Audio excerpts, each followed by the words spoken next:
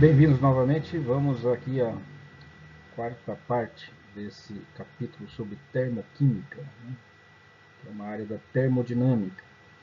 A termoquímica se envolve com a energia, né?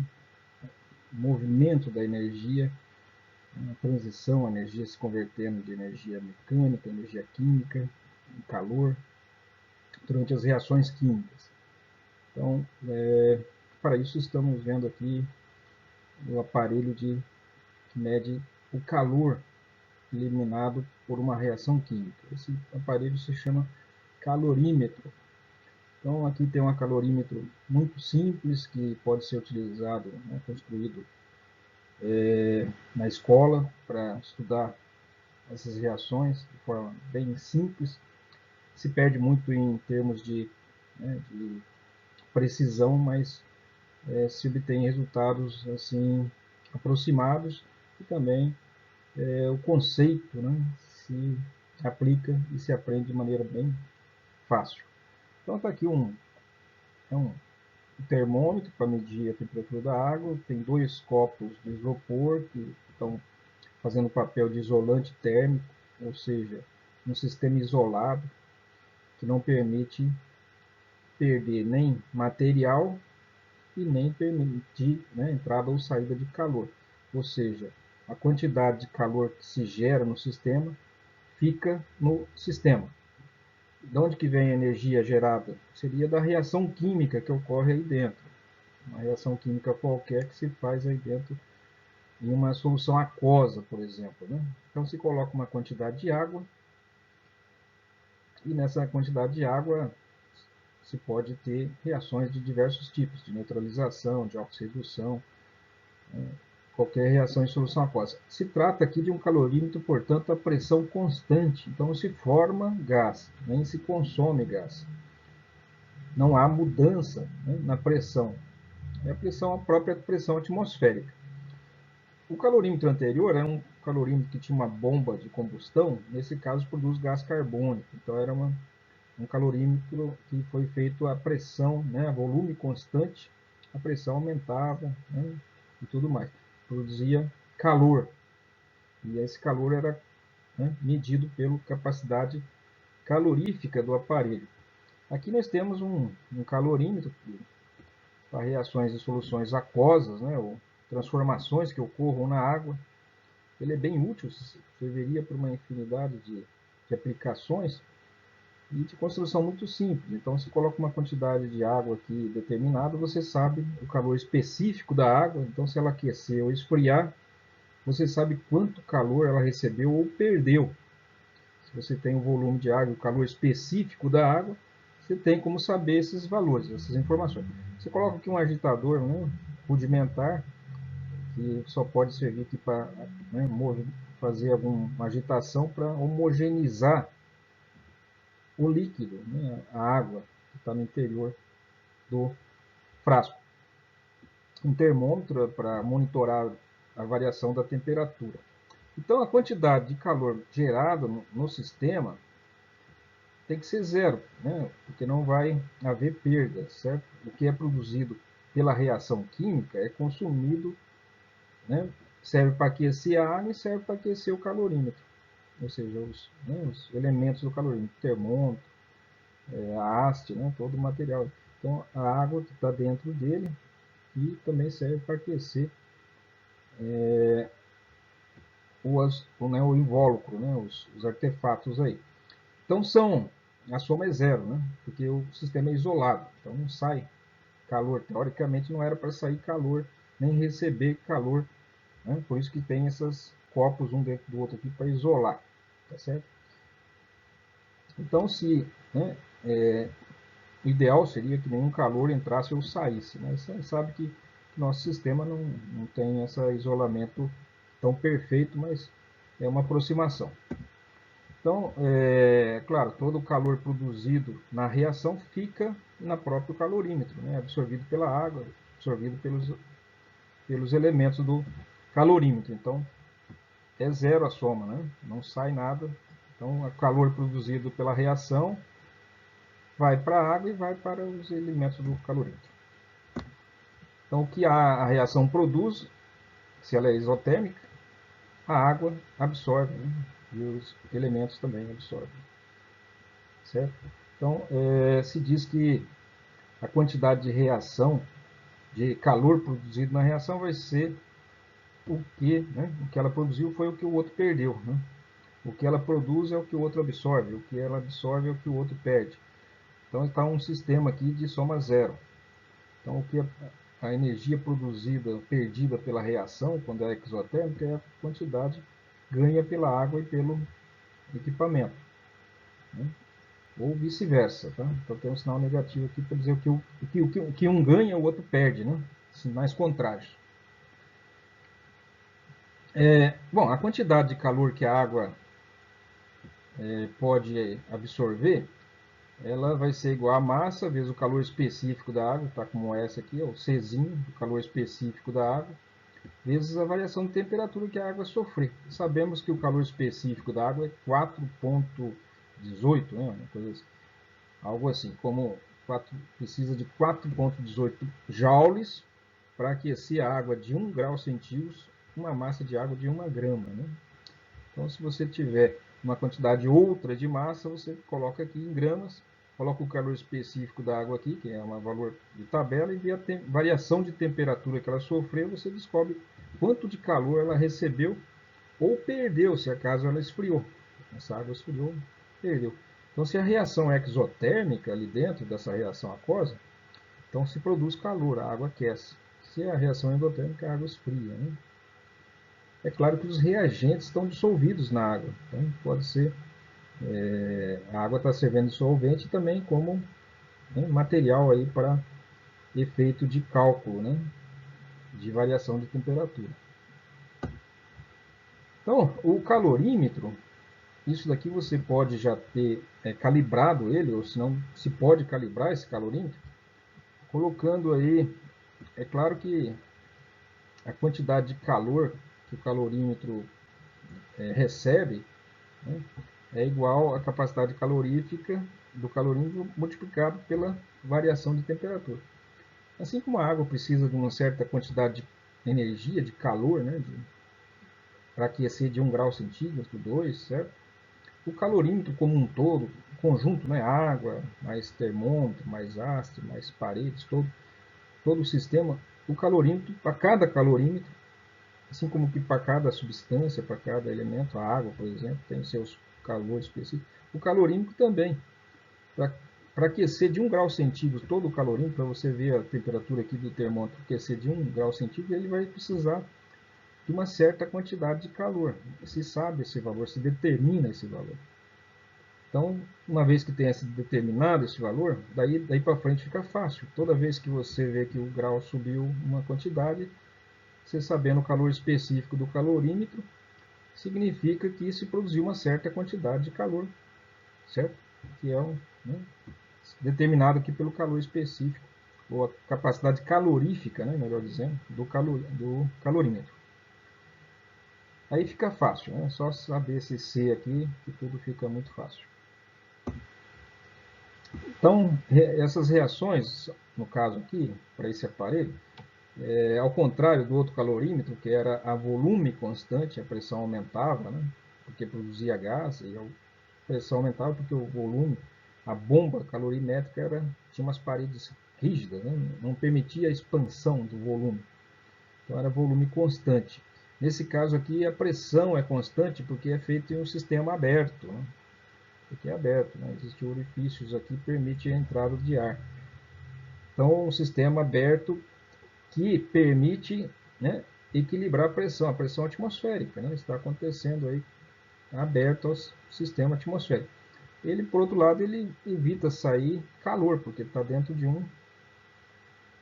um sistema isolante. Então, o calor não deve sair, trocas de energia, né? Toda a energia fica ali, serve para aquecer a água. Isso é claro que para um calorímetro perfeito, né? Sempre perde um pouquinho, mas dentro das possibilidades é isso.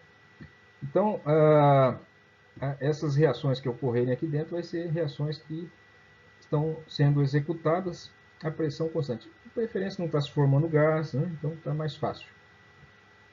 Se estiver formando gás, é melhor usar outro tipo de calorímetro. Então, quando a pressão é constante, o ΔH é igual à quantidade de calor que a reação produz, certo? Se a pressão é constante e não se forma gás, né? Então, o ΔH, a entalpia, a variação da entalpia, é o próprio calor que você descobrir por essa fórmula aqui, ó. Certo? É o próprio calor da reação. E o calor da reação, que vai medir o calor, vai medir, é a capacidade calorífica do calor vezes a variação de temperatura que ele sofreu. Aí você descobre esse Qzinho, né? Esse Qzinho só pode vir, né, da reação. Se bem que aqui ele diferencia o calor, né, do aparelho e do calor da água. Mas aqui você pode descobrir a capacidade calorífica do conjunto, né, se for o caso, do conjunto todo. Então tá aí um exercício para praticar. Olha só, uma aplicação prática, né, uma construção simples, né, um aparelho simples, sempre pode fazer determinações práticas importantes.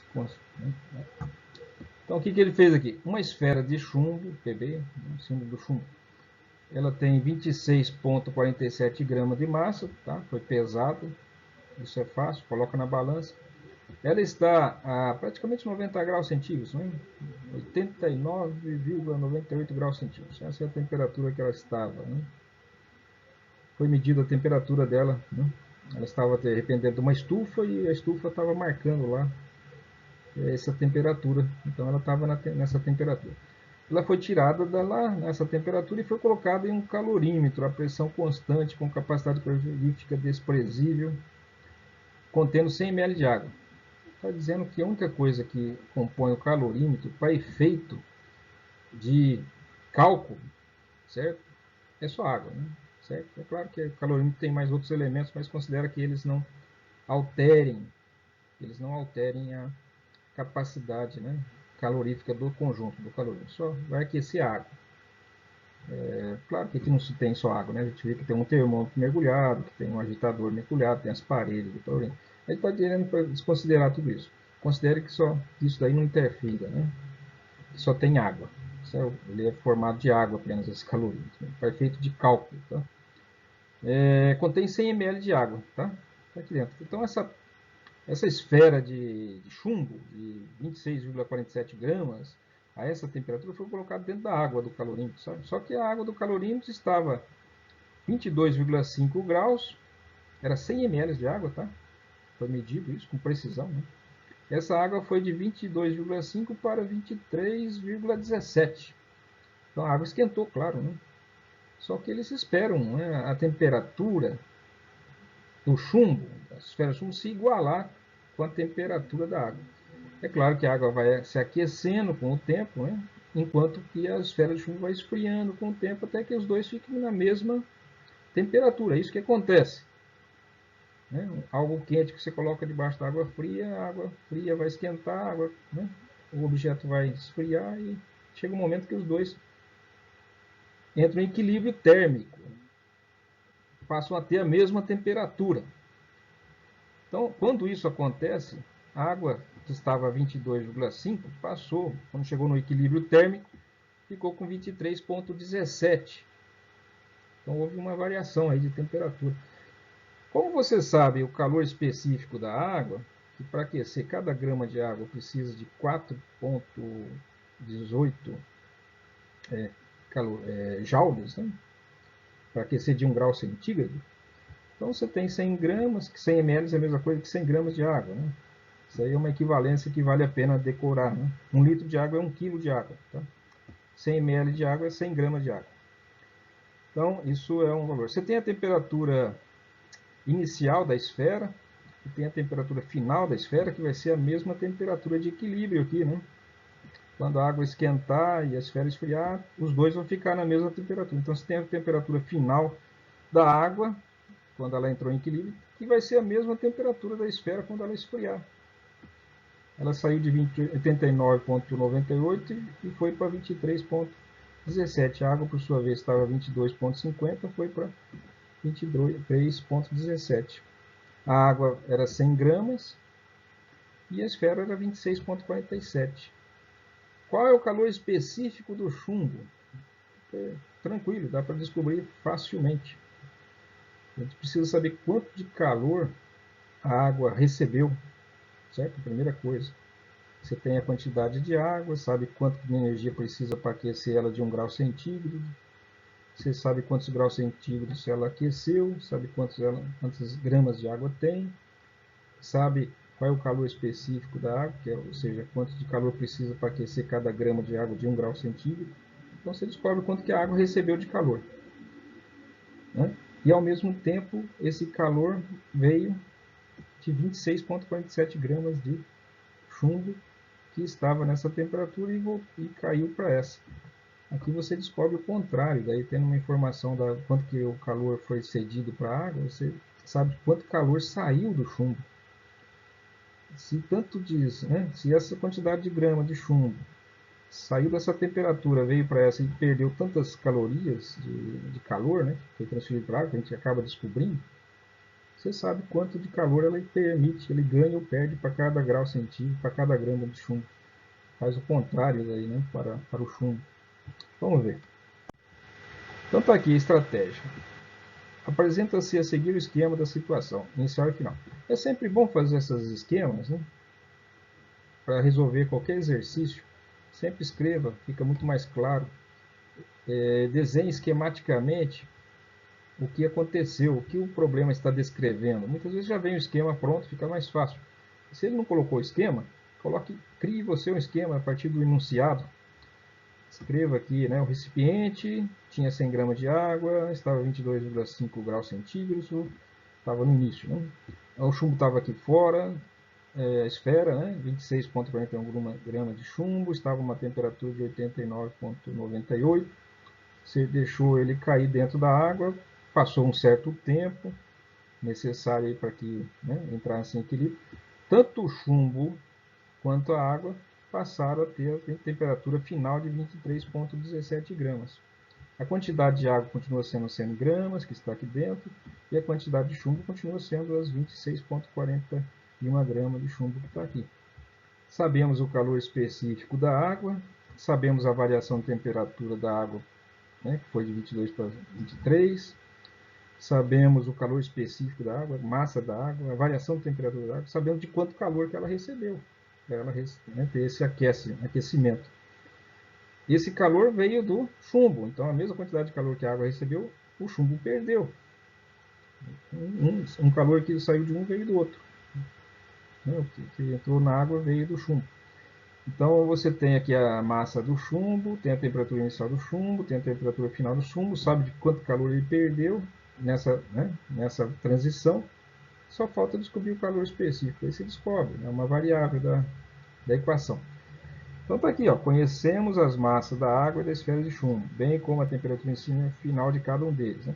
Admitindo que não há perda de calor para a vizinhança, claro, supondo que o sistema, né, o calorímetro é fechado, é isolado, podemos igualar, né, o calor liberado pela esfera de chumbo ao calor absorvido pela água, ou seja, se não houve nem entrada nem saída de calor do meio ambiente para dentro desse calorímetro, se ele é isolado, então todo o calor que saiu do chumbo foi para a água, né?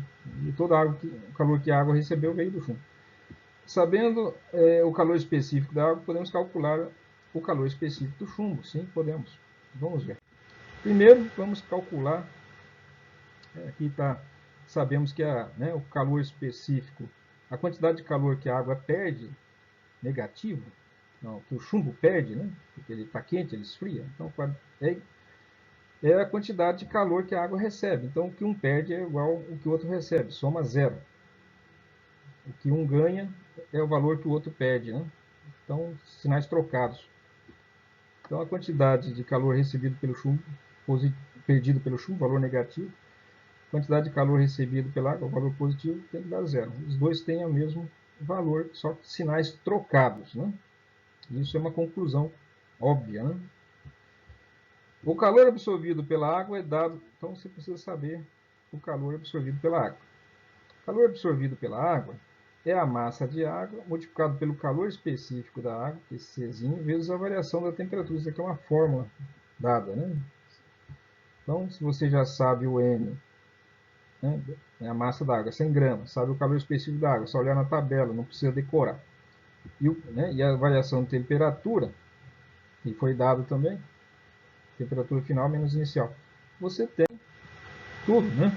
Então, a quantidade de calor que a água recebeu é 100 gramas de água, vezes o calor específico da água, vezes a variação de temperatura da água. Vai dar, ele recebeu a água, recebeu nessas 100 gramas de água, ao aquecer de 23 para 20, de 22 para 23, ela precisou, né, essas 100 gramas de água, ela precisou de 280,3 joules.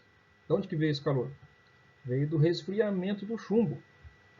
Então, aqui para o chumbo você faz a mesma coisa. O que o chumbo perdeu é o que a água ganhou. Então, os 280,3 que o chumbo perdeu, por isso está negativo, né, é igual a massa de chumbo que foi dada, vezes o calor específico do chumbo que eu quero saber, vezes a variação de temperatura. Esse Szinho aqui é o C, tá? Calor específico do chumbo. Vezes 23, não é segundo, não. É calor específico. Vezes 23, né, a temperatura inicial do chumbo era 89. Então, a temperatura inicial final menos inicial. Então, final é 23, ela entrou em equilíbrio. Não tem a dificuldade, não. Né? A temperatura final do chumbo se iguala com a temperatura da água. Eles entram em equilíbrio com o tempo. Né? Tem que esperar até que as duas, a água e o chumbo, tenham a mesma temperatura. Daí, quando isso acontecer, o chumbo saiu de 89 para 23. Então, houve uma redução, né? Uma redução de temperatura. Então, um delta negativo aqui. Negativo com negativo vai ficar positivo. Quer dizer que o C é igual a esse 280 dividido por 26, depois dividido por essa diferença de temperatura, vai dar 0,151 joules para cada grama de chumbo, para cada grau centígrado de temperatura que ele ganhar ou perder. Né? Certo? Então, você olha na tabela, né, da parte anterior, que eu mostrei a tabela de valores, vê se está próximo, né, do valor obtido. É só praticar, gente, é fácil isso. Hein? Bom, existem também reações, assim como existem reações de combustão, que produz gás. Nesse caso aí nós temos apenas um fenômeno físico, não houve uma reação química, apenas né, um resfriamento, né, de um material na presença de outro. Então você consegue calcular o calor específico do chumbo. Você pode fazer esse mesmo processo com uma moeda de cobre, para um pedaço de alumínio, para uma esfera né, de qualquer outro material, ou um objeto metálico, qualquer que seja. Né? Ou seja, você coloca lá dentro do calorímetro e descobre o calor específico daquele material. Pode ser uma substância pura, pode ser uma mistura. Você tem como calcular, descobrir o calor específico desse material. Mas também serve para qualquer tipo de reação química que não produza nem consuma gás, né? Que o equilíbrio seja, né, que não haja produção de gás, nem consumo de gás, que daí complica. Se trata de pressão atmosférica. Então, calor de neutralização, por exemplo, se trata de reações de neutralização, que já vimos, né? É uma reação entre um ácido e uma base para dar sal e água.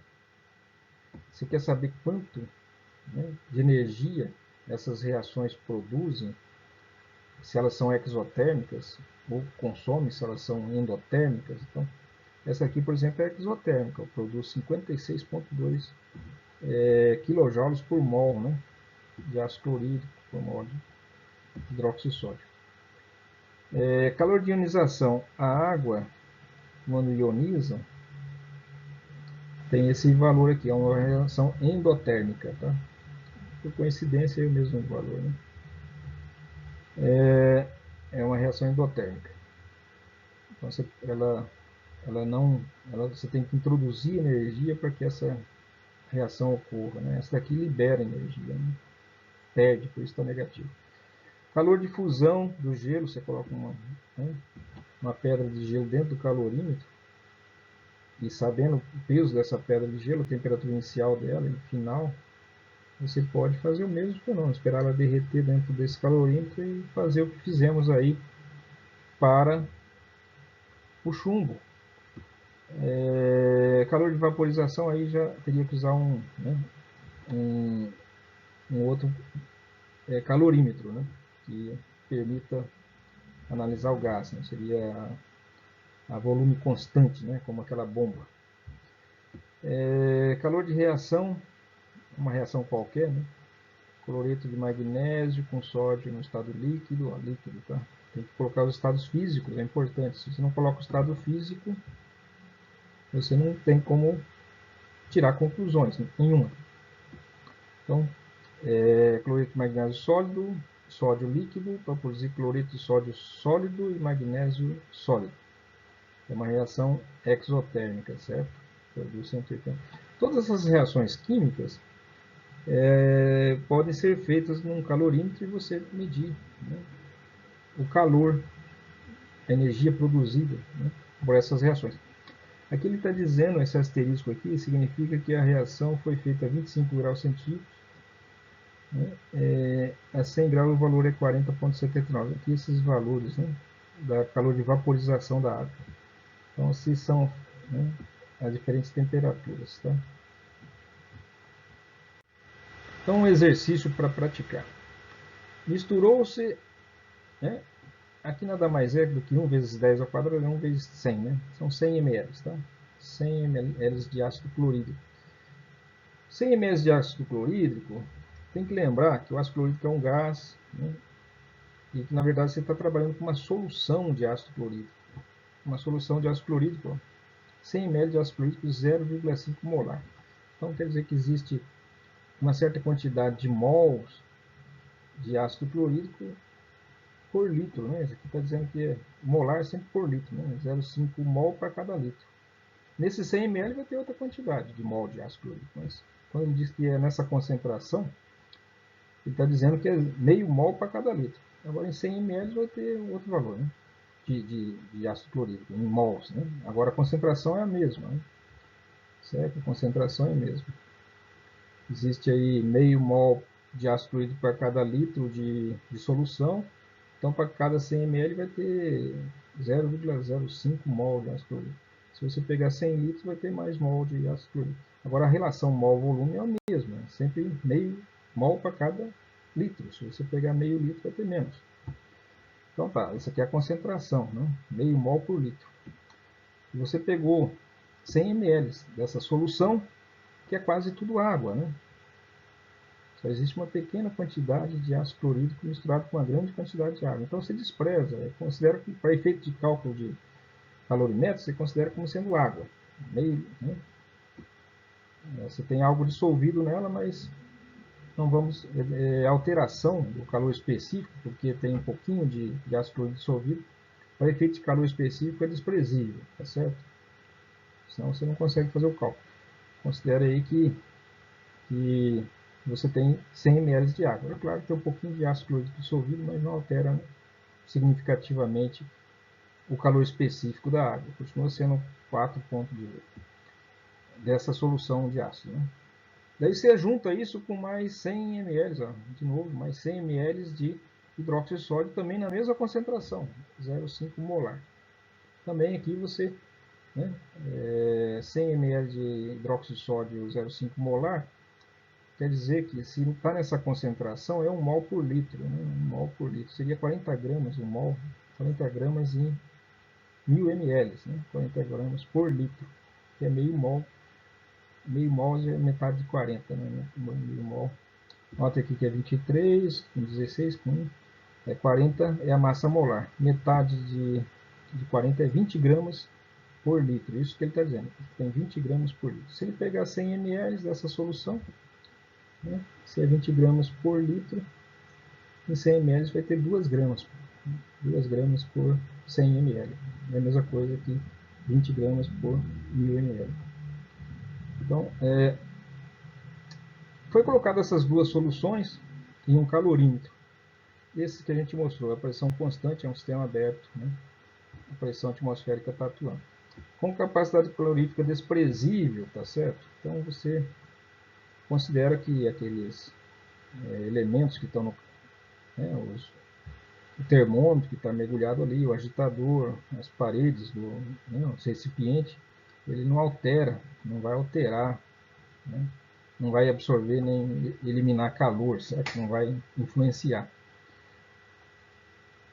A temperatura inicial da solução de HCl na OH era a mesma, 22,50 graus. Aí quando você coloca tudo dentro do calorímetro, as duas soluções, o calorímetro, vamos supor que estava vazio, certo? Você coloca as duas soluções lá dentro do copo.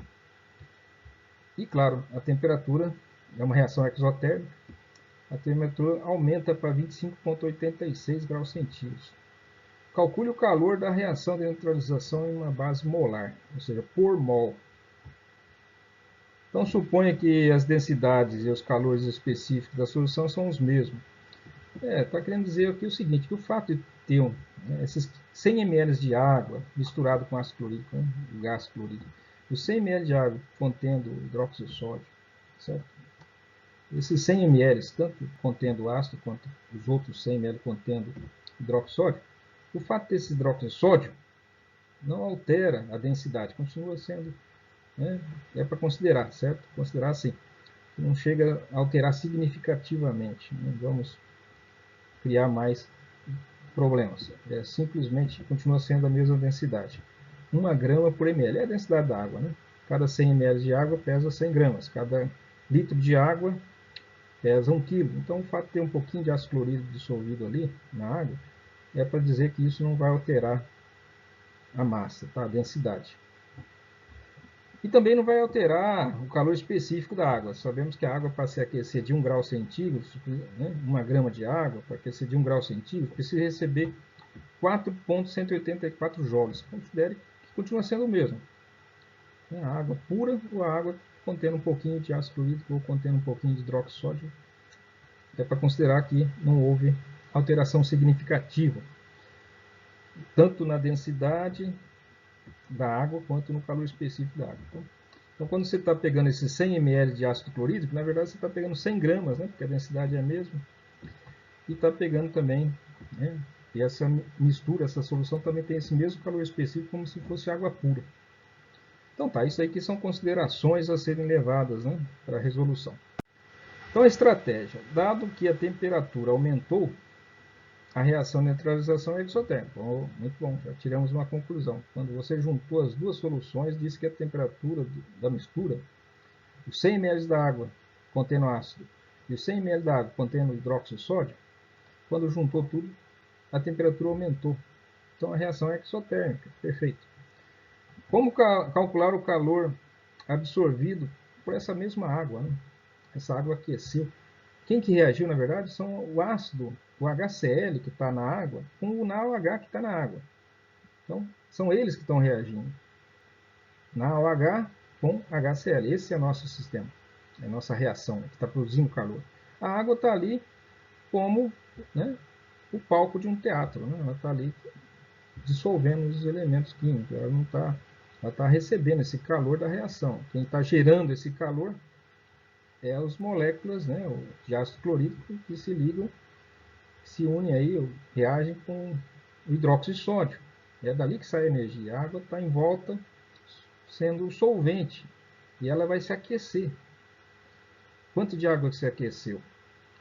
Você tinha 100 gramas de água com ácido clorídrico e mais 100 gramas de água com hidróxido de sódio. Estava uma temperatura inicial. Os 200 ml de água final, você juntou tudo, aumentou, esses 200 ml aumentou de temperatura. Está lá a variação de temperatura que aumentou.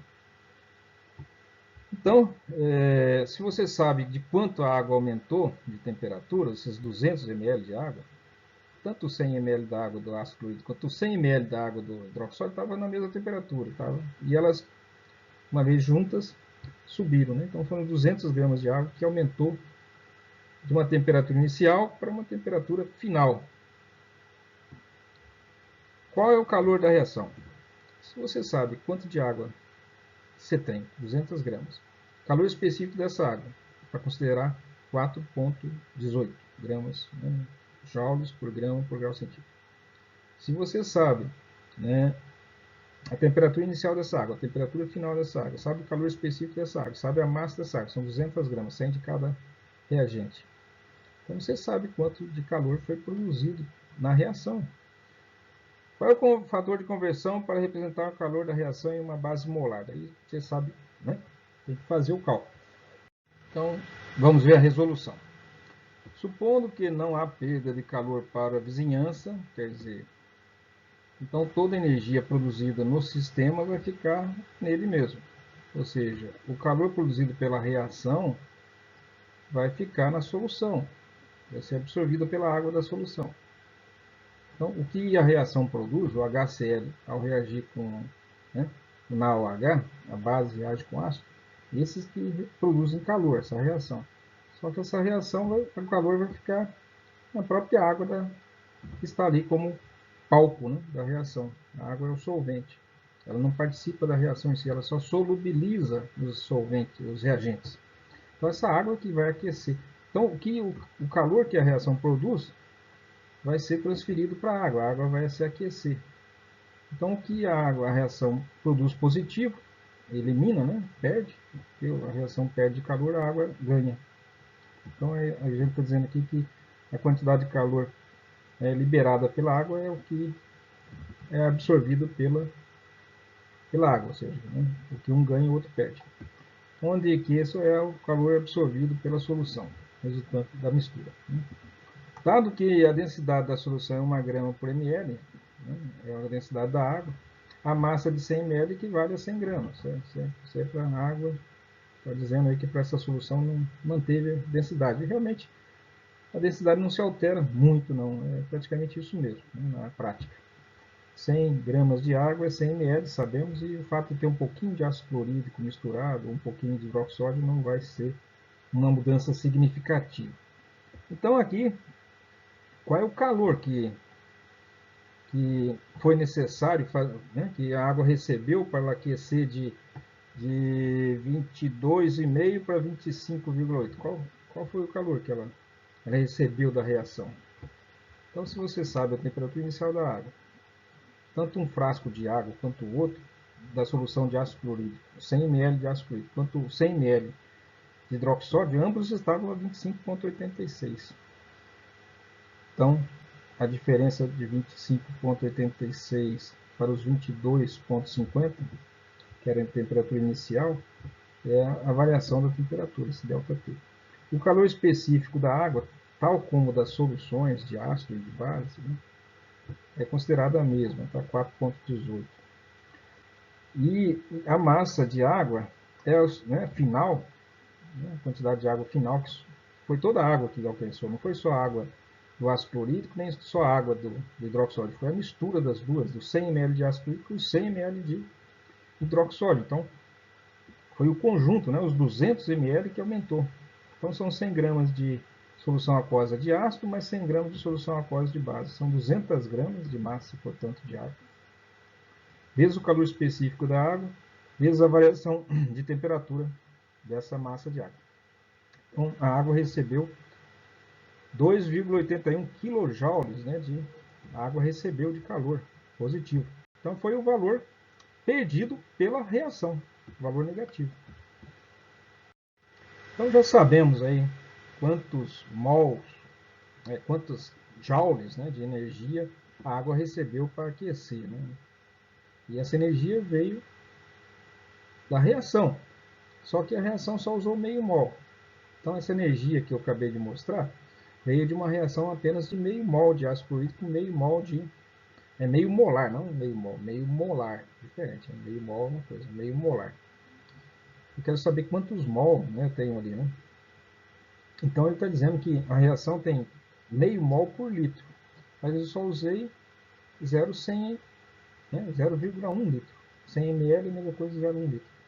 Então, você simplifica, né, litro aqui com litro, você vai ver que você usou, então, de ácido, especificamente HCl, e de NaOH, que também está na mesma concentração, nesse mesmo volume, você usou só 0,05 mol de HCl e 0,05 mol de NaOH. Certo? Porque cada litro possui 0,5 mol, por isso que é 0,5 molar. como você só usou 0,100 ml, né, dessa solução, você só teria nessas 0,100 litros, né, 0,01 né, litros, 100 ml seria 0,05 mol de ácido clorídrico. Então, se tanto de ácido clorídrico quanto de NaOH, né? Eles reagem de 1 para 1. Então, se você usou 0,05 mol de NaOH, também usou 0,05 mol de HCl. Então, na mesma concentração, foram usados no mesmo volume, né, os mesmos 100 ml de cada um, que estava na concentração 0,5 molar também. Né? Então, você usou, na verdade, 0,05 mol de ácido clorídrico e 0,05 mol de NaOH. Para esse 0,05 mol de um e de outro, foi produzido, foi liberado, né, 2,81 kJ. Então, dividindo aqui, 2,81 por 0,05 significa que foi produzido 56,2 kJ por mol. Foi liberado, por isso está negativo, né? Perdeu, é exotérmica a reação. Tá certo? Então tá fácil.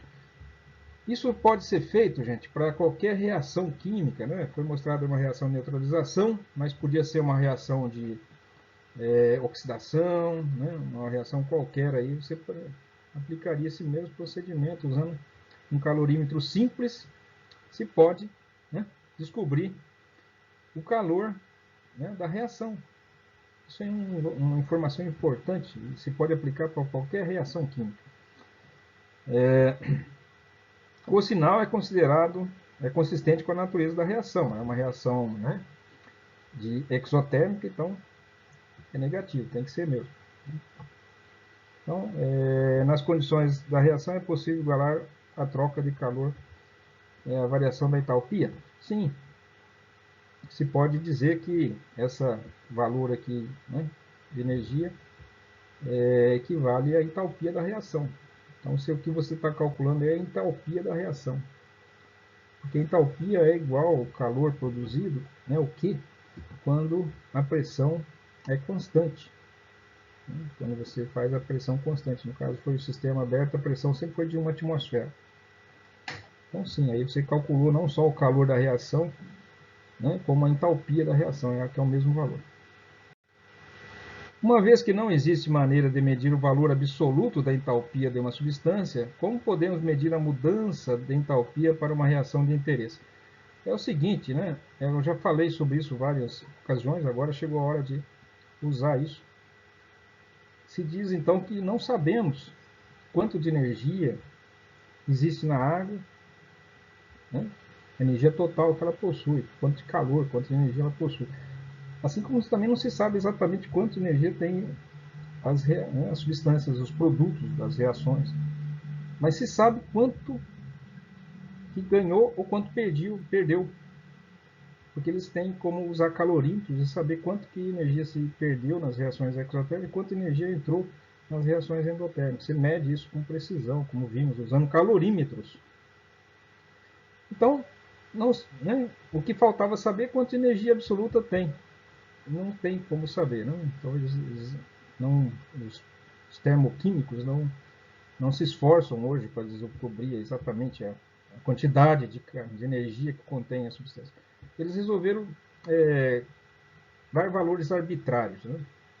E a partir daí, se você disser que o hidrogênio e o oxigênio têm, né, são substâncias simples, a partir delas que se formam tudo, né? Você pega os elementos da tabela periódica, no seu estado elementar, na sua, né, composição mais básica, de ocorrência natural, o hidrogênio, ocorrência natural, é encontrado como H2, né? A temperatura, né, padrão, pressão padrão, se diz que para esses elementos a energia é zero. Convenção, né? É apenas uma arbitrariedade, uma convenção. Diz que se é zero. Que a partir daí tudo que acontecer eles medem, né? Que aumentou, que diminuiu, eles medem as variações a partir considerando zero, os elementos da tabela periódica como tendo energia zero. Aí todas as reações que ocorrem eles medem, se aumenta, se diminui. Então é isso que foi feito. Estabelecendo uma escala arbitrária de entalpia de formação como o ponto de referência para a determinação de todas as expressões de entalpia.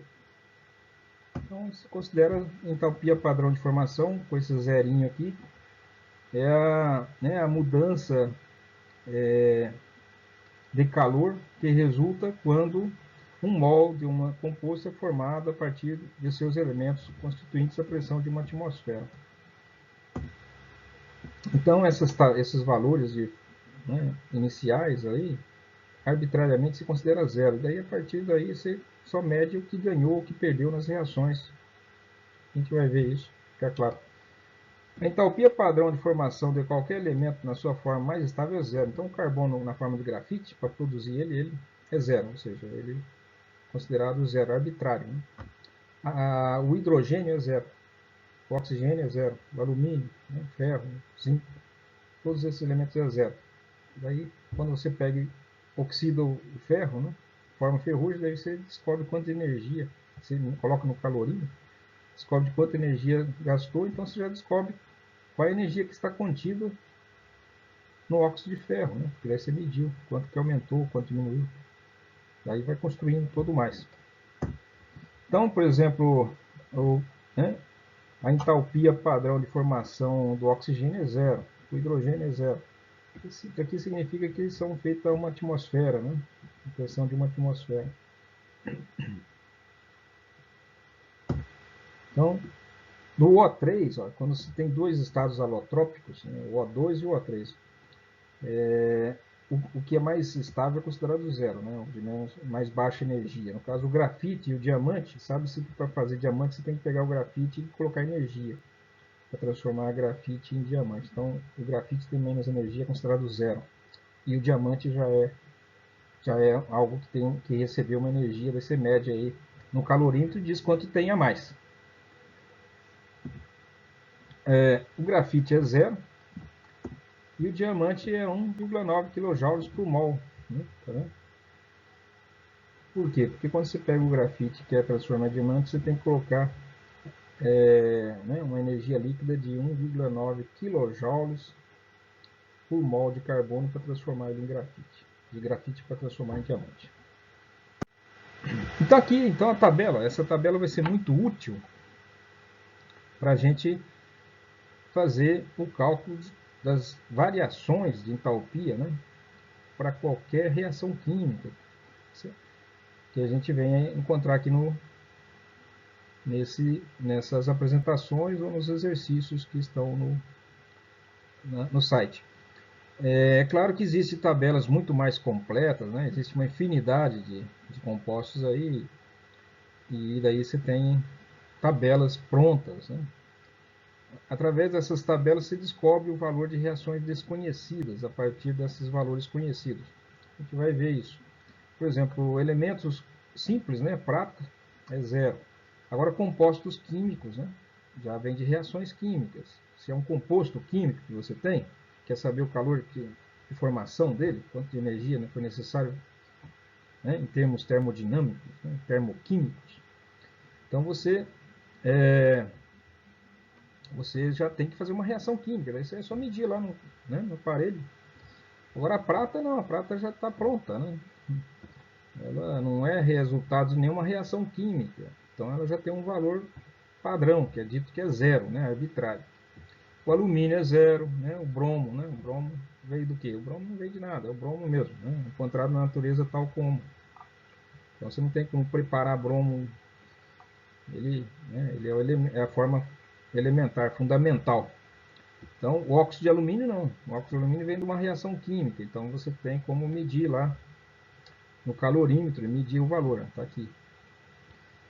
Assim como o cloreto de prata. O bromo não. O ácido bromídico já tem. Ó. O grafite é zero, como vimos. Diamante já, você precisa de transformar grafite em diamante, já tem que fazer uma transformação que gasta energia.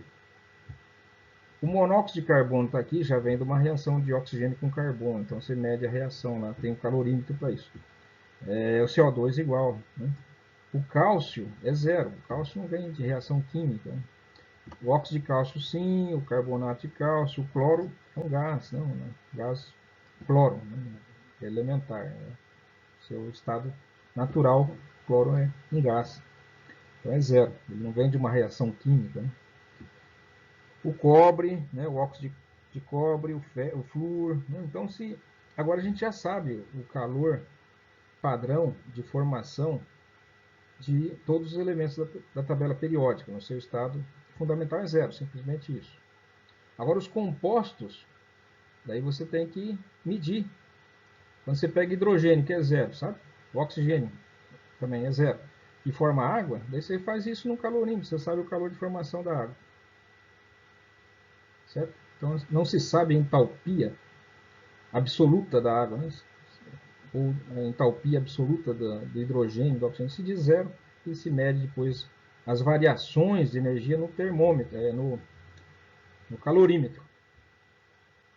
Então, para se formar água oxigenada, precisa de uma reação exotérmica, né, entre hidrogênio e oxigênio, para formar água H2O2 líquido.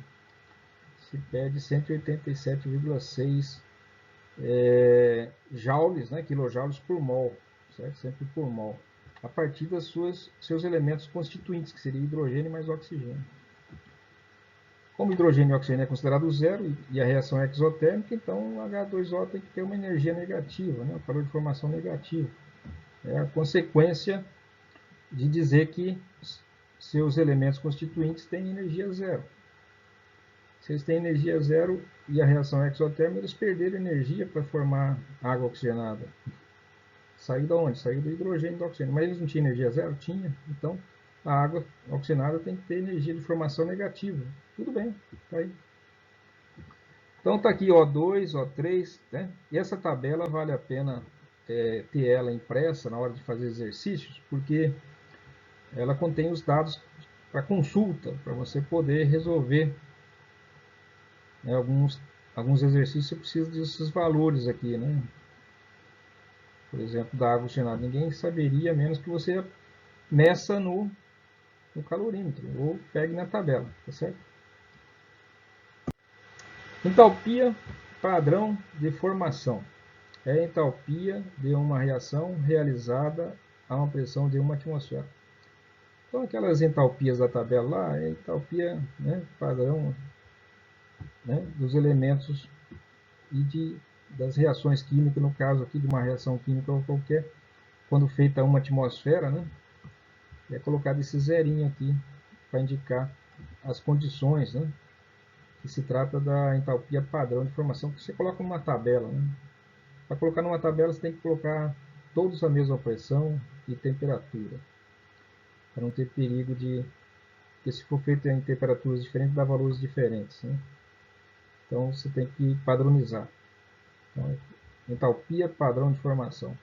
Esse zerinho significa isso. A entalpia da realização a uma pressão, né, de 1 atmosfera.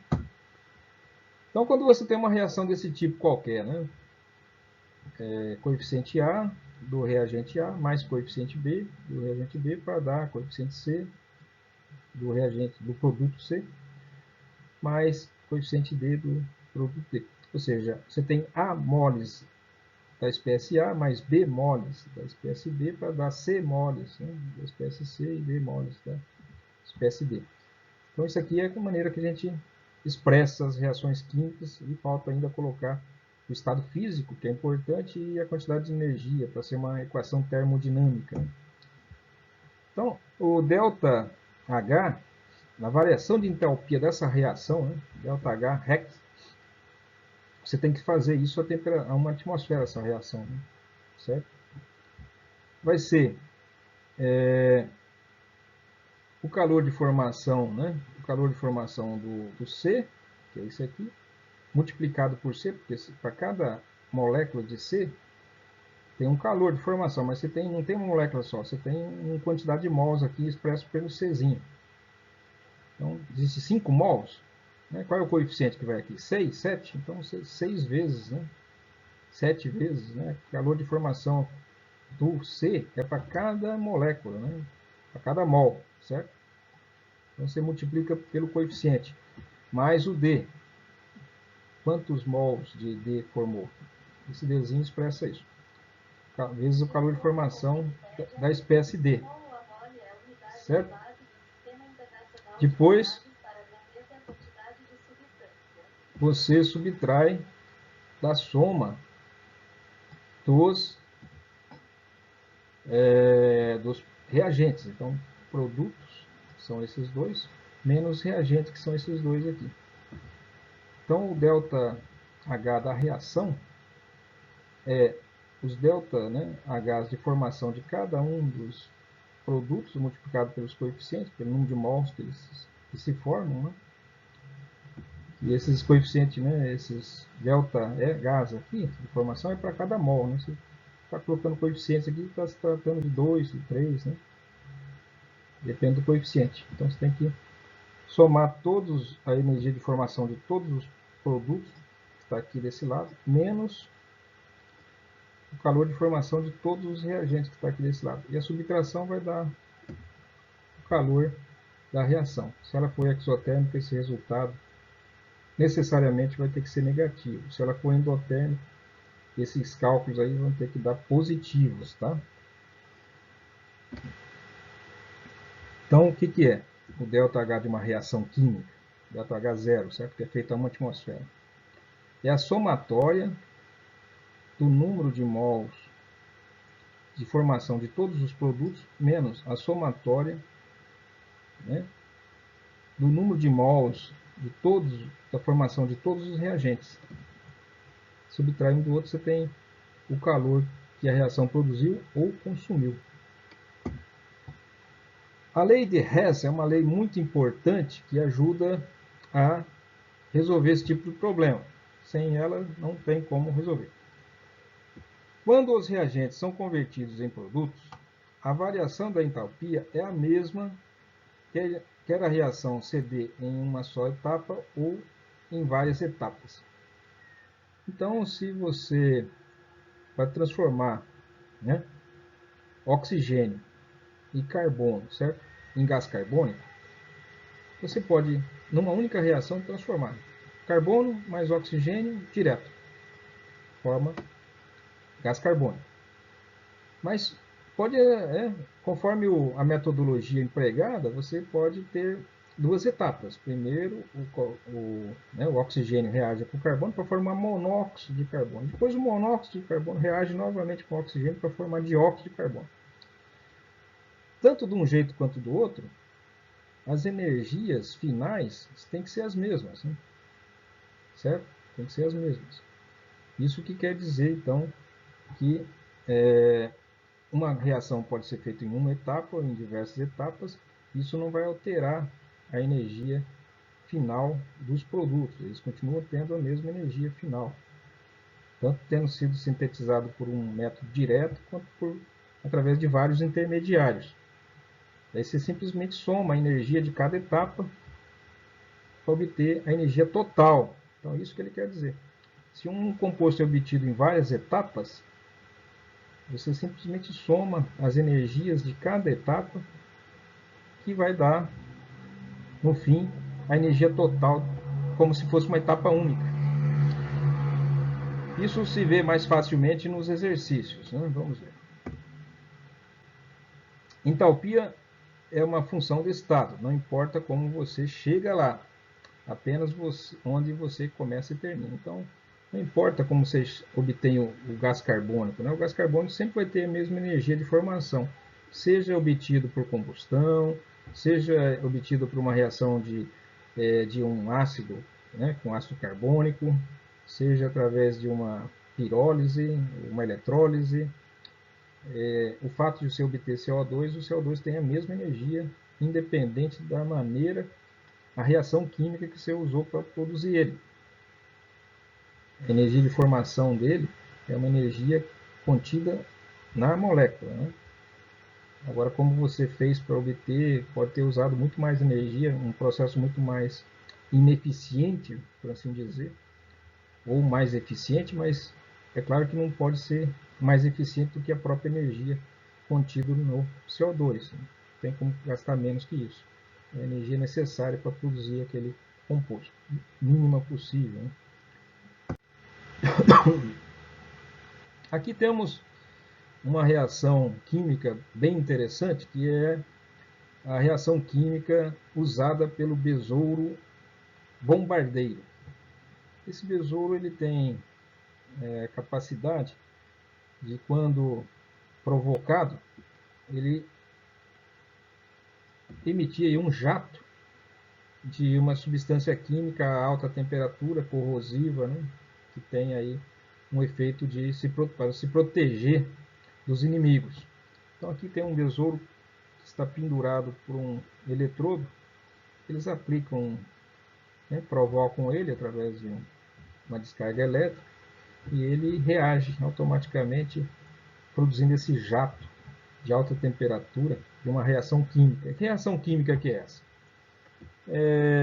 A hidroquinona aquosa, né, que sai de dentro do seu interior, se mistura com água oxigenada, que ele tem também, ele produz, por incrível que pareça, ele produz água oxigenada num compartimento do seu corpo e produz hidroquinona em outro compartimento. E na hora que ele é provocado, ele junta esses dois reagentes, eles, né, ocorre uma reação química com produção de quinona e também produz água, só que a temperatura é elevada, que está o ΔH que a gente calcular. Qual é o calor produzido nessa reação? Então você coloca aqui, né, esse composto se transformando. É conhecido, né, essa primeira reação aqui, em que a hidroquinona se transforma em quinona aquosa, né, produzindo hidrogênio gasoso. Essa reação foi medida em calorímetro e deu um ΔH de 177 kJ por mol, tá certo? Então isso aqui já foi. Não é a mesma reação, né? Que aqui é com água oxigenada, tá certo? Mas olha, logo vai descobrir, tem o mesmo reagente, tem o mesmo produto, né? Só que produz hidrogênio e que produz água. Tudo bem. Também foi feita a reação no calorímetro da decomposição da água oxigenada, ela se convertendo em água e oxigênio, tá certo? Então, isso aqui também foi feito em calorímetro, dá 94,6 kJ, é uma reação exotérmica, essa aqui é endotérmica. Bom, se você agora somar essas duas equações, somar essa com essa aqui, o que vai acontecer? Os elementos que estão do mesmo lado, você soma, né? Aqui C6H4O2, passa um traço aqui, né, e vai dar certo. Se você somar, né, essa outra reação aqui também foi feita em calorímetro, ainda falta mostrar, né? Hidrogênio com oxigênio também foi feito num calorímetro e dá esse valor aqui, 286 kJ por mol. É bastante exotérmica essa reação. Agora sim, vamos somar tudo, né? Então, se eu somar essa primeira equação com essa segunda equação, com essa terceira equação, somar tudo, vamos ver. Você vai ter isso daqui se mantém, certo? Essa água oxigenada aqui que está desse lado se mantém, que seria essa e essa. E o hidrogênio que está aqui, ó, você corta com o hidrogênio que está aqui. O oxigênio que está aqui, você corta com o oxigênio que está aqui. A água que está aqui com a água que está aqui, dá duas águas. Ou seja, se você somar essas três equações termodinâmicas, você obtém essa primeira aqui, que é o que acontece de fato no animal. A questão é, como você descobre o delta, né, H dessa reação aqui geral, né? Você somando as equações intermediárias, tá certo? Então, isso que diz a lei de Hess. Essa que é uma aplicação direta da lei de Hess. Um exercício, um exemplo, né? Então, você soma 177 com 94 com 286, você descobre que essa energia aqui é de 204 kJ por mol. Certo? Então, a equação de Hess diz isso. Se você puder somar as equações intermediárias ou correlacionadas, né? Não precisa ser necessariamente intermediárias. São reações que somadas, essas três reações aqui somadas, vai dar essa aqui. Ó. Então, se você tem, né, os valores das entalpias dessas reações aqui, que quando somadas vai dar essa reação geral, você soma também as entalpias individuais e você tem nada mais, nada menos, Hess disse exatamente isso, que você somando equações, você soma as entalpias, tá? E obtém valores de equações resultantes, né? Que seriam a soma das demais reações. E você soma as entalpias parciais aí, né, de cada uma delas e obtém a entalpia da reação geral. Note que a reação aqui do besouro bombardeio deu 204 kJ por mol. Produz muito calor, muita energia. É exotérmico, portanto, né? Certo? Exotérmico. Uma maneira, então, de resolver esses problemas e aplicar a lei de Hess é utilizando esses diagramas aqui. Você coloca, né, os elementos os reagentes numa posição adequada. Por exemplo, grafite e oxigênio, para formar CO2, são reações exotérmicas. Sabemos que o carbono, né, do grafite, quando incendeia, né, reage com oxigênio, se oxida, gera CO2, tudo bem. Né? Sabemos que a queima total do grafite ou de qualquer carbono vai gerar CO2. E se coloca num calorímetro essa reação, está lá na tabela também, o ΔH, né, o calor dessa reação, é de 393 kJ por mol. Certo? Mas se essa reação for feita em duas etapas, por exemplo, olha, colocamos o carbono e o grafite e o oxigênio aqui em cima e o CO2 aqui embaixo, porque se a reação é exotérmica, negativo, né, significa que isso aqui tem mais energia em suas moléculas, né, em suas ligações químicas, do que o CO2. Né? Senão a reação não era exotérmica. O CO2 tem menos energia contido em suas ligações do que o grafite e o carbono.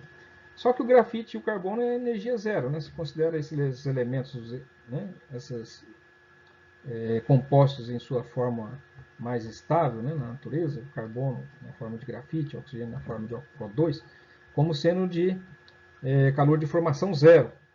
Então, se é zero aqui em cima, se eu somar o calor de formação do grafite é zero, se somar o calor de formação do oxigênio é zero, certo? E quanto que vale o calor de formação do CO2? Daí você coloca lá no calorímetro.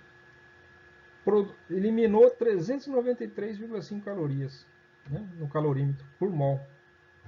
Então significa que isso aqui está 393,5 kJ, né, quilojoules de possui um conteúdo energético 393,5 kJ a menos. Então é negativo, né, o calor de formação disso.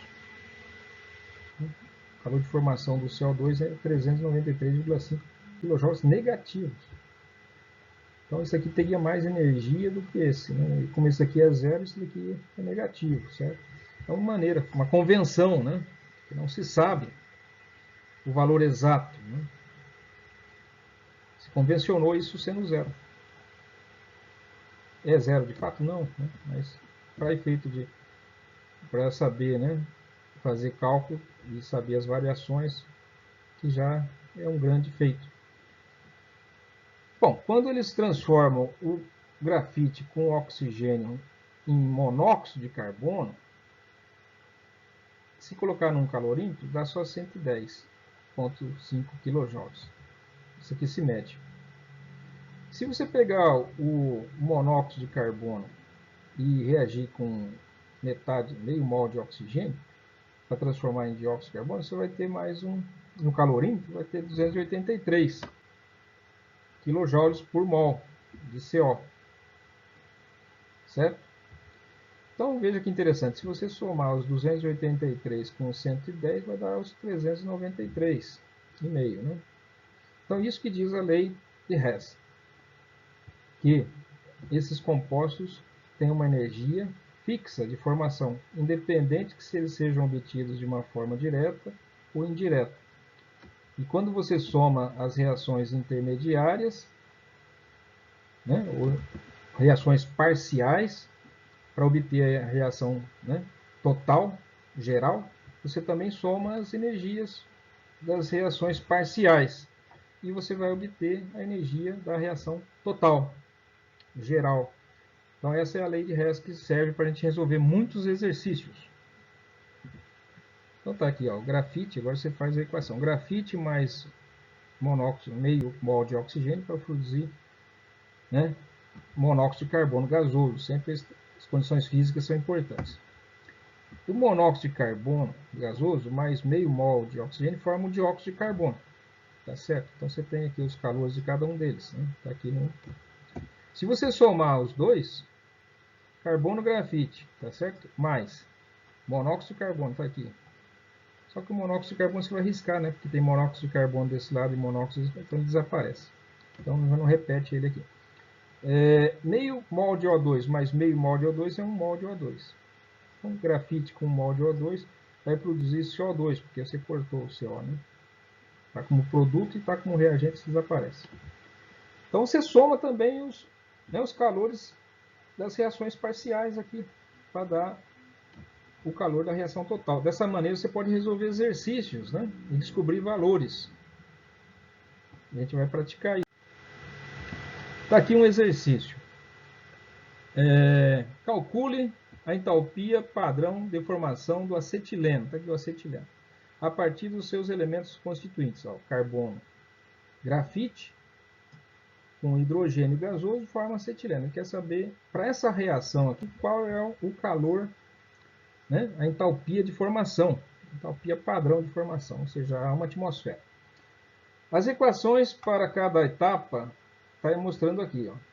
Tem várias etapas que você pode... Né, tem as entalpias para várias etapas.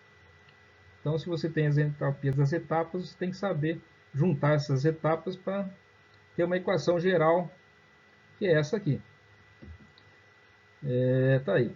Por exemplo, grafite com oxigênio para formar monóxido de carbono tem 393,5. Hidrogênio reage com oxigênio para formar água, tem 280. São todas exotérmicas. Né? Tá aqui acetileno, 2 acetilenos com oxigênio para formar dióxido de carbono e água. Tem toda essa, bastante exotérmico, 2.598 kJ por mol, muito. Né? Então o que a gente faz? Temos que saber juntar essas equações de forma inteligente. E você não pode esquecer que você pode inverter, né? Se você colocar aqui, inverter essa equação, colocar ela no sentido oposto, hidrogênio, água se convertendo em hidrogênio e oxigênio, você inverte também o sinal aqui.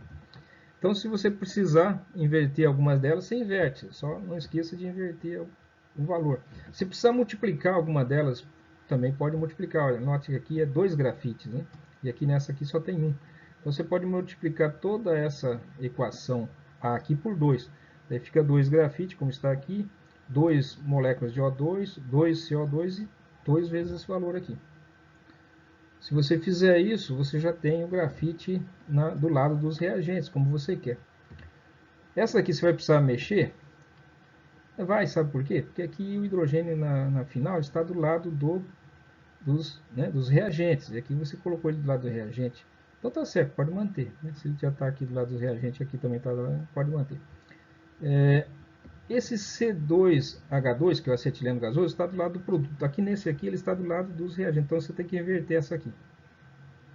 Se você inverte, né, você coloca esse grupo aqui do lado dos produtos. E esses reagentes você coloca, né, como esses produtos que você coloca como reagente. Se você fizer isso, você vai cortar o CO2 com esse CO2 aqui. Né?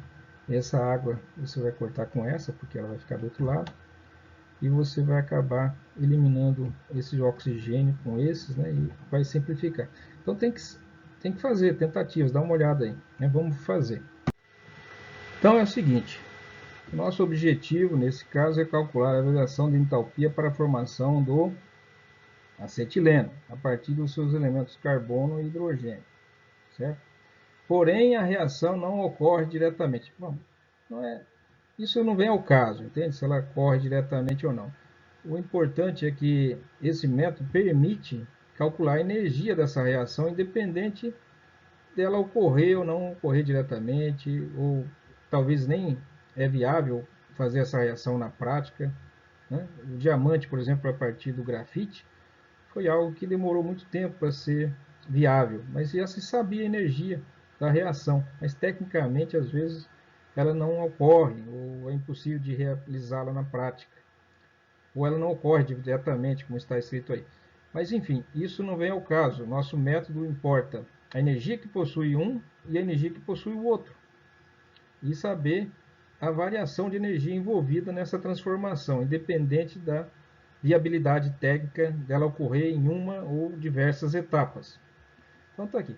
Então consiste em pegar o hidrogênio, o carbono e produzir o acetileno. Então está dizendo. Porém, a reação não ocorre diretamente. Por isso, devemos recorrer a uma via indireta usando as informações fornecidas nas equações A, B e C. Então está lá, né? Ao observarmos a síntese do acetileno, notamos que necessitamos de 2 carbonos, né? 2 mol de grafite. Então, 2 carbonos aqui, então precisa de 2 carbonos, certo? Como reagente, então tem que aparecer esses 2 carbonos do lado do reagente para ter 2 carbonos do lado do produto. Assim, temos que multiplicar a equação A, que é essa equação do grafite mais o oxigênio para dar CO2, que é uma das equações fornecidas, intermediárias, né? Por 2, porque daí você coloca 2 grafites do lado dos reagentes. Então você tem que ter 2 grafites do lado do reagente. Já está aqui 2 grafites, 2 carbonos, né, na forma de grafite. É claro que daí você tem que multiplicar a equação A inteira. Daí obtém a equação D aqui, né, que seria 2 vezes grafite, 2 vezes oxigênio, 2 vezes CO2, 2 vezes o calor, a entalpia dessa reação. Certo? Então multiplica tudo por 2. Isso é permitido fazer. Você pode multiplicar ou dividir uma equação pelo número que você quiser, desde que você também multiplica ou divida, né, a entalpia dessa reação pelo mesmo número. Em seguida, é necessário um mol de hidrogênio como reagente, e este é fornecido na equação B. Lá na equação B tem o hidrogênio, né, que vai aparecer do lado dos reagentes. Então você tem que colocar aí do lado dos reagentes. Por último, precisamos de um mol de acetileno como produto. Então, nas reações intermediárias, você tem que fazer com que alguma das reações intermediárias o acetileno apareça no produto. Se precisar inverter uma dessas reações, você inverte, desde que inverta o sinal da entalpia dessa reação. Então, tá. A equação C tem 2 mol de acetileno como reagente. Então, teremos que inverter a equação e dividi-la por 2. Então, essa equação aqui foi invertida, tá? E depois foi dividida por 2. Está aqui ela, né? Divide por 2. Adicionando a equação D, então essa equação é C, tá? A equação C tem 2 mols de... Né? Tinha 2 mols de metileno, de acetileno lá, né? Na equação C. Então você tem que, como reagente, né? Ele estava do lado esquerdo. Né? Então o que ele fez aqui foi inverter, né, a equação, colocar o acetileno como produto e depois dividir tudo por 2. Foi dividido. Aqui era 4, virou 2, aqui era 2, virou 1, aqui era 2, virou 1, aqui era 5, ficou 5 dividido por 2, né, na forma de fração. E aqui também se divide por 2, só que você inverteu, né, o sentido da equação C, colocando o acetileno como produto. E lá na C estava como reagente. Então você também inverteu o sinal, era menos, né, negativo aqui 2.598, agora é positivo. Então tá, foi feitas essas duas modificações na reação C. Foi invertido o sentido dela, o que fez com que o sinal da entalpia fosse invertido o sinal. Depois dividiu tudo por 2, o que leva também a dividir por 2 a entalpia. Vai dar esse valor aqui. Agora você pode somar. Soma as equações D. A B não sofreu alteração nenhuma. Está aqui ela tal como estava, no seu valor de entalpia. A reação A foi modificada. Né? Foi multiplicado tudo por 2. Virou essa D. A reação C foi feita essas modificações. Dividido por 2 e invertida a direção. Né? Então ficou assim. Está aqui ela. Está aqui o valor. Agora você soma todas essas equações com seus respectivos, delta, né, delta H, as entalpias dessas reações, e você tem que, né, 2 grafite aqui, repete aqui embaixo. Os dois oxigênios aqui, você corta com meio oxigênio aqui, com mais, você soma com mais meio oxigênio, está do mesmo lado. Né? Então, o que tiver do mesmo lado, o sinal da seta, soma. 2 com meio dá 2,5. Do lado de cá você tem 2,5 também. Ó. 5 dividido por 2 dá 2,5. Então você corta esse daqui com esse e esse. O que mais você pode cortar? Água líquida desse lado com água líquida desse lado. CO2 aqui é 2 CO2 desse lado, com 2 CO2 desse lado. Então, uma vez só sobra o hidrogênio, o grafite e...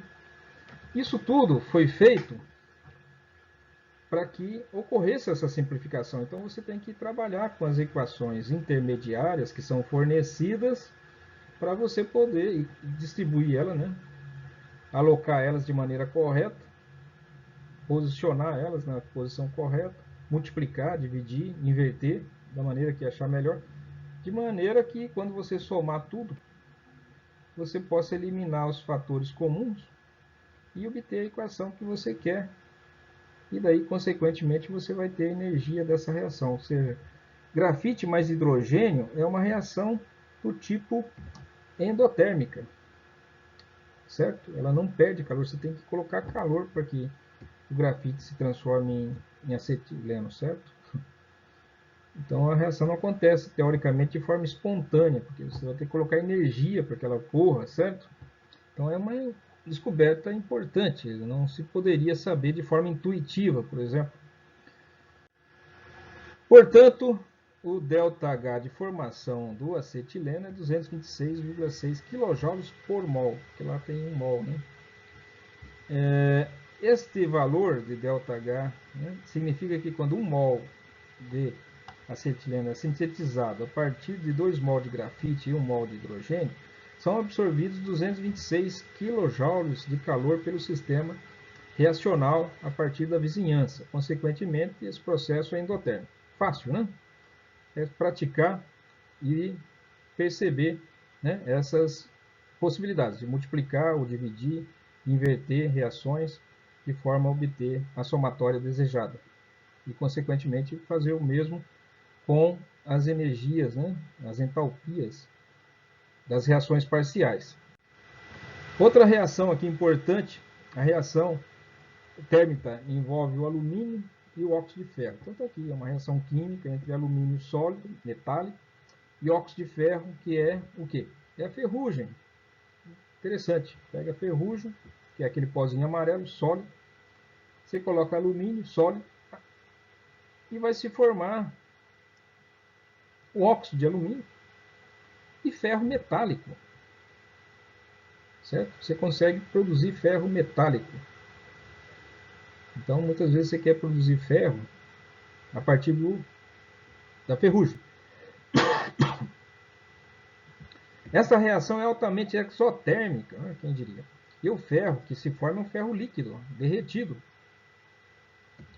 Então veja, você coloca alumínio sólido, ferrugem sólida, forma óxido de alumínio e é por ser uma reação tão exotérmica, vai produzir ferro líquido, ele vai sair derretido, vai se formar, por se formar a alta temperatura, ele vai ser formado no estado líquido.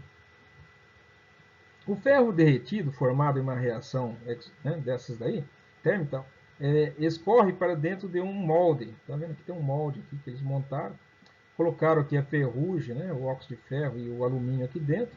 A reação começa a acontecer aqui dentro desse recipiente, a alta temperatura. O ferro derrete, é claro que o recipiente tem que suportar isso, não vai derreter também. E daí o líquido, né, cai aqui dentro do molde. Certo? Então, sai ali e une as extremidades de dois trilhos ferroviários ao se esfriar. Os dois trilhos ficam soldados.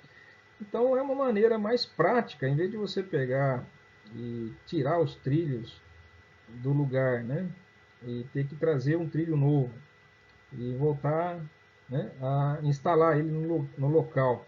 Você simplesmente traz essa mistura, esse equipamento e solda, né, o trilho que está quebrado. Faz a soldagem. Quando esfriar, ele está soldado. É uma maneira de produzir ferro no estado líquido, né, in situ, no local. Essa reação é altamente exotérmica, o líquido é formado, né, e solda os metais. Calcule o calor liberado em quilojoules, em joules, por grama de alumínio, por grama, não é por mol, né, por grama de alumínio que reage com óxido ferroso, férrico, né, férrico. O delta HF para o ferro líquido é 12,4 kJ por mol. Então já deu aí o calor de formação do ferro líquido, quer dizer, quanto de calor você tem que fornecer para o ferro para ele passar do estado sólido para o líquido. Vamos resolver. Estratégia. A entalpia de uma reação é a diferença entre a soma das entalpias dos produtos e a soma das entalpias dos reagentes. Então, se você sabe a energia necessária para fazer cada um dos elementos do produto, cada um dos elementos dos reagentes, você soma a energia total para fabricar todos os reagentes, para fabricar todos os, formação, de todos os produtos, e faz a diferença entre eles, você tem a entalpia da reação. A entalpia de cada espécie, reagente, produto, é dada pelo produto do coeficiente estequiométrico pela entalpia de formação padrão da espécie. É claro que na reação química tem os coeficientes, ali não é para 1 mol, tá? Às vezes vai 2, vai 3 mols, né? Então você tem que levar isso em conta, multiplicar, dividir, certo? Normalmente dividir pelos coeficientes, né? Divide pelos coeficientes para obter para 1 mol. Então, se a energia de formação do ferro é a energia de formação de 1 mol de ferro, se lá na equação química está usando 5, você tem que multiplicar por 5, né? Ou no caso, dividir, se depende da reação. Então está aqui, resolução. Usando o valor de ΔHF dado para o ferro e outros valores no apêndice 3 da equação 6, então você já tem uma tabela, já foi mostrada nessa parte, nessa videoaula, e está em vários locais, existem livros na internet, né? Então você tem os calores de formação. Por exemplo, o calor de formação do óxido de alumínio, o calor de formação do ferro, o calor de formação do alumínio, o calor de formação da ferrugem, do óxido férrico. Então, se você tem esses valores, basta substituir, né? Você tem que somar todos os calores de formação do produto menos os valores, das entalpias de formação dos reagentes. Produto menos reagente. Você vai ter a entalpia da reação. Então você soma do produto. Qual é a entalpia de formação padrão, que está lá nas tabelas do alumínio? Qual é a energia, a entalpia de formação padrão do ferro? Você encontra na tabela. Vai colocando, do óxido de alumínio é 1668. Só tem só tem óxido de alumínio, então só multiplica por 1. Ferro, tem que ser 2, porque lá na equação está 2, cada ferro está na tabela. A tabela é 12,40 kJ por mol. Então tem que multiplicar por 2. Lá na equação química se usa 2 alumínios, certo? 2 mol de alumínio. Então, menos aqui entre parênteses, 2 mol de alumínio são 2 vezes 0, porque o alumínio no seu estado fundamental sólido é 0, Calor de formação mais calor de formação, mais um reagente. Do óxido férrico é 822. Então, você soma os calores de formações dos produtos e soma dos reagentes. Esse aqui é os produtos, esse aqui é o reagente. E subtrai. Deu 822,8 kJ por mol. Esta é a quantidade de calor liberada por 2 mols de alumínio. Certo? São 2 mol que está aqui, e são 2 mol que estão aqui. São 2 átomos, por molécula. Então, se você tem 1 mol, você vai ter 2 mol de alumínio. Se você tem 2 mol também aqui está balanceada, são 2 mols. Então, se você quer saber de alumínio, você tem que dividir esse calor por 2. Daí vai dar 822,8 kJ que tinha dado aqui. Mas você quer saber por mol de alumínio, se for para 2 mol aqui nessa equação, que já vemos, aqui tem 2, aqui tem 2, aqui. Então, você tem que dividir por 2 para saber por mol de alumínio. Então, você converte. A massa molar do alumínio é 26,98. Então, você dividiu, você encontrou, né, com essa divisão aqui, você encontra a quantidade de quilojoules por mol. Só que ele quer saber, não por quilo, né? Ele não quer saber por mol, ele quer saber por gramas. Então, você multiplica por esse fator de conversão aqui. Cada mol de alumínio equivale a 26,98 gramas, né? Isso aqui é a massa molar do alumínio. Então, se você multiplicar esse valor por esse fator de conversão, você vai ter o valor em gramas, tá? Você obteve em mol, né? Essa fração aqui obtém o valor de quilojoules por mol. No caso aqui para 2 mol, né? Para esse valor aqui. Você multiplica, você elimina mol de alumínio com mol de alumínio aqui e só vai ficar gramas, tá? Gramas de alumínio. Tá certo? Então vai dar esse valor. A verificação, basta fazer aí uma checagem rápida. O sinal negativo significa que a reação é exotérmica, certo?